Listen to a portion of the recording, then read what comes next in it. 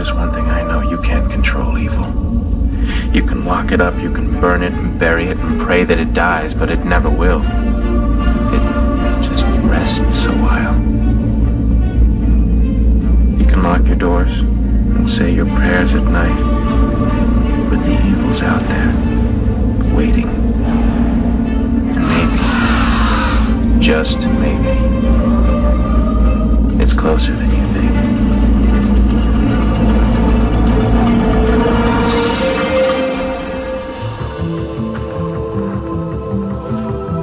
Iraq was the home of the very advanced culture, going back to 4000 BC down to around 2000 BC, of Sumer. Babylon was an ancient headquarters of this Illuminati. Like I said, and that's why, as we'll get to as we go through, these Illuminati today use a tremendous amount of Babylonian symbolism in their own codes and language. This is the area I'm talking about. Egypt came into it as well, but this area was crucial. These families exported themselves out into Europe, where they became the aristocracy of Europe and the royal families of Europe. When you go back to Babylon, you find that they worshipped the trinity of Nimrod, the father, who they symbolize as a fish, Ninos Tamos, the son, Queen Semiramis. The Romans used to worship Queen Semiramis under the term Venus Columba, Venus the dove, because the Babylonians used to symbolize Semiramis as a dove. In French, the word for dove is Columba. So Columbus was a play on Columba, the goddess, Queen Semiramis, as portrayed on an ancient coin. I've seen her somewhere before.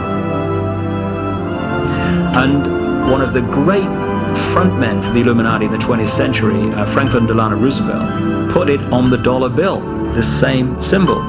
Skull and Bones is a springboard for a young man to be brought in, trained, conditioned, imbued with these doctrines. William Howard Taft, George Bush, George W. Bush, numerous senators and ambassadors, industrialists like William Whitney, CIA agents, State Department officials, and publishing magnate Henry Luce. Hundreds of secret societies operating in the United States. There are a few whose names appear frequently. They are the Freemasons, Skull and Bones, the Council on Foreign Relations, the Trilateral Commission, and the most secretive of all, Bilderberg, its most powerful members, with elite private citizens from North America, Western Europe, and Japan, to form a new 180-member group. It is called the Trilateral Commission. Much of the $50 billion, which is more than the annual budget of the Department of Homeland Security, has been handed out to companies in Iraq with little or no oversight. Billions of dollars are unaccounted for, and there are widespread allegations of waste, fraud, and war profiteering. What is at stake is more than one small country. It is a big idea, a new world order. And when it was in Rome, that's when we had the creation of the Roman Empire and the creation of the Roman Church that became Christianity as we know it. I just want to pick three secret societies up that were formed around the time of the Crusades. In the 1100s they were formed and through into the 1200s. One of them was called the Teutonic Knights. Another one, the Knights Hospitaller of St. John of Jerusalem. This crusade, one of the most massive, sweeping in history, was actually orchestrated by a secret brotherhood, the Priory of Sion and the Knights Templar. 19th century, artifacts and things were found, signs were found that the Templars had been under Temple Mount. Whatever, something changed very quickly after around 9 years, because a couple of these guys came back to France and started signing up these aristocratic families of Europe. They clearly knew something big time. The papacy declared these Priory Knights, these Knights Templar, of limitless power. By the 1300s, the Templars had grown too powerful. All across Europe, the Pope had declared the Knights Templar Satan worshippers, said God had charged him with cleansing the earth of these heretics. The plan went off like clockwork. The Templars were all but exterminated. The date was October 13th, 1307, Friday. Friday the 13th. And they went runabout. They almost certainly went to the Americas because the knowledge of the Americas existed and goes back a long way in the secret knowledge line. And very quickly they establish a membership roll of prestigious colonists. Of the 56 signatories of the American Declaration of Independence, 50 were known Freemasons, only one was known not to be. George Washington's first inauguration in 1789 was a Freemasonic ritual. Look at the pictures. A Freemason in Bavaria by the name of Adam Weishaupt forms a secret society known as the Order of the Illuminati. Charles Taze Russell, who created the Jehovah's Witness movement, along with others, Merovingian bloodline, buried under a pyramid in America. Charles Joseph Smith, who started the Mormon Church, which is an Illuminati front, big time in Salt Lake City, Merovingian bloodline. The guy who took it on, Brigham Young, Merovingian bloodline. The Book of Mormon says, and there's a quote here, that there was a blackness that came upon all the children of Canaan, that they were despised among all people. What does that mean?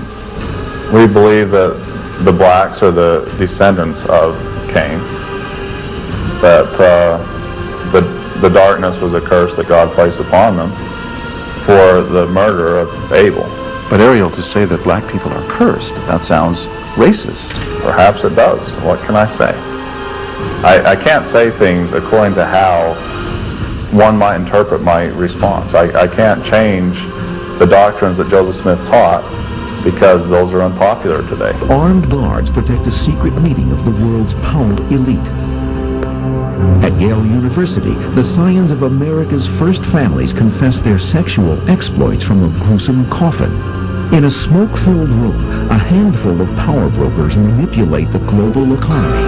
On May 14th, 1948, the State of Israel is reborn. Personally, I do not believe that the Bible addresses such issues as the formation of the modern State of Israel. Interpret for me, please, this symbol, first thing that comes to mind, anybody. Hatred, racism. Yes, interesting. But they would disagree with you in Spain. There they are robes worn by priests. We still will not mix up with a bunch of black savages. I'm not one of these freeloading niggers. They were brought here as slaves. God, nigga, the Klan is getting bigger. White power! White power! White power!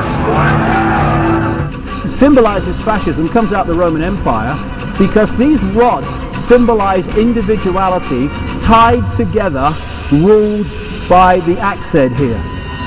You still don't get it, do you, boys? There ain't no countries anymore. No more good guys. They're running the whole show. They own everything, the whole goddamn planet. They can do whatever they want. What's wrong with having it good for a change? And they're going to let us have it good if we just help them. They're going to leave us alone. Let us make some money. You can have a little taste of that good life, too. Now, I know you want it. Hell, everybody does. Do it to your own kind. What's the threat? We all sell out every day. Might as well be on the winning team. Satan's greatest trick was convincing man he didn't exist.